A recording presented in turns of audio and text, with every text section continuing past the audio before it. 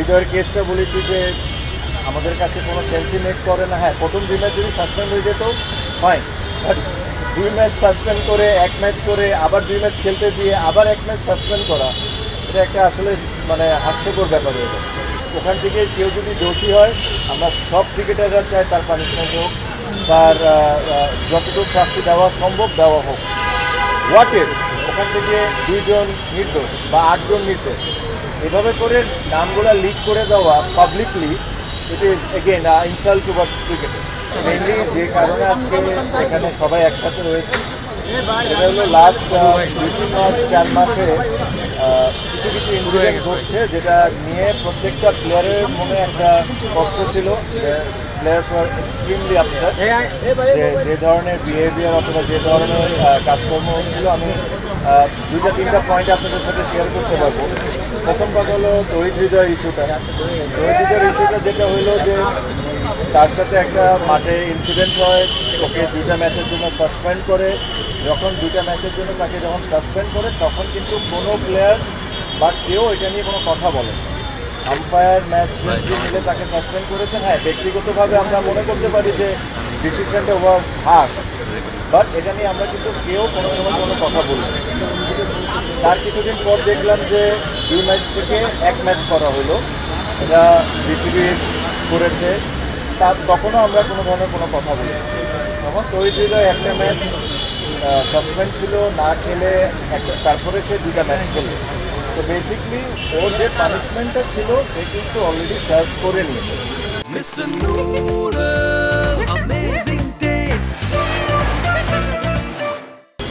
এখন 2টা ম্যাচ খেলার পর কালকে শুনলাম যে তাকে আবার সাসপেন্ড করেছে।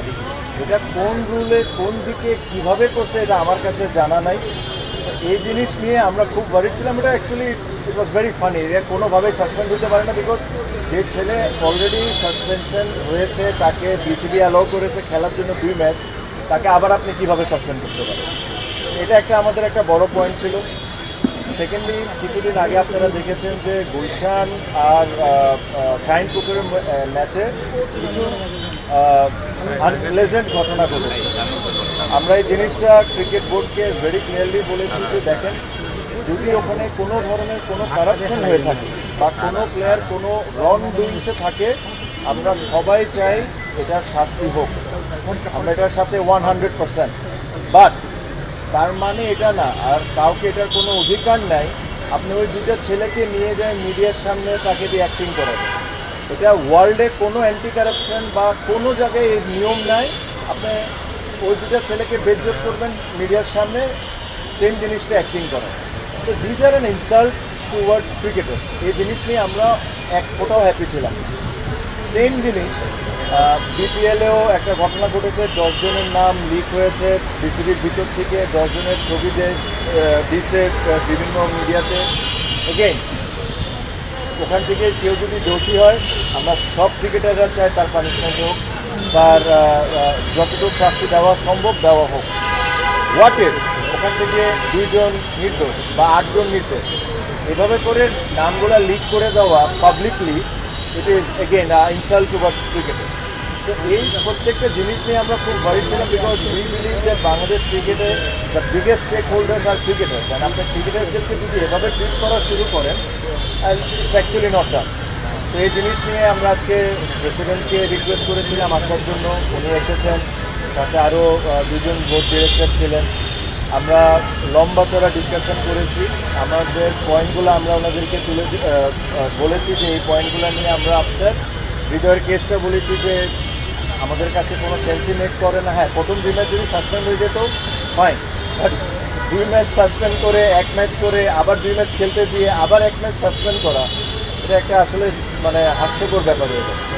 তো এই জিনিসগুলো নিয়ে আমরা তাদেরকে বলেছি যে আপনারা দ্রুত ডিসিশন নেন আর আমাদেরকে জানান, যেহেতু কালকে খেলা। আই এম শিওর ওনারা একটা সময় আমার মনে হয় খুবই দ্রুত একটা ডিসিশন দিয়ে দিবেন। আপনারা সবাই হয়তো জানতে পারবেন, আমরাও জানতে পারবো। তো বেসিকলি এইসব জিনিস নিয়েছিল, এর চেয়ে বেশি কোনো কিছু না। সব ক্রিকেটাররা এক হয়েছে, বিকজ অনেক লাস্ট 2-3 মাসে ইনসিডেন্টগুলো সবাইকে বদল করছে। সো এই কথাগুলোই বেসিকলি এর চেয়ে বেশি। মোহামেডান থেকে প্রেশার দিয়ে খেলাটা হয়েছে কি হয় নাই এই কথাটা আগে কি বিসিবি খেলতে অ্যালাউ করেছিল? বিসিবি অ্যালাউ, তার মানে he has serve his punishment. যে ছেলে একবার তার পানিশমেন্ট সার্ভ করে নেয়, 2টা ম্যাচ খেলার পর ওকে আপনি একই কেসের জন্য আবার কেন পানিশমেন্ট দিতে পারেন? তো এটা নিয়ে আমাদের ডিবেট হয়েছে, ওনাদেরকে আমরা সুন্দর করে এক্সপ্লেন করেছি যে আমরা কী ফিল করি। তারপরে ওনারা ওনাদের মতো সিদ্ধান্ত ছিলেন। এটা হলো তহিদ হৃদয় ওয়াজ ওয়ান পার্ট, আদার 2টা পার্ট আমি আই হোপ আপনাদেরকে খুব ভালোভাবে এক্সপ্লেন করছি। কেউ যদি কারাপ্ট থাকে, কেউ যদি কারাপশনের সাথে জড়িত থাকে, আমরা সবাই চাই তার শাস্তি, but there is always a way আপনি তাদেরকে পাবলিকলি হিউমিলেট করতে পারেন। That is not that. Thank you.